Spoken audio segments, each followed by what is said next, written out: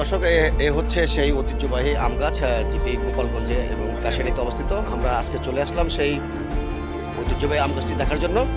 তবে এখানে যে আম গাছটা আমরা যতটুকু দেখলাম এবং বোঝার চেষ্টা করলাম, তবে এটি সঠিক কোনো তথ্য নাই এটার বয়সসীমা কতটা।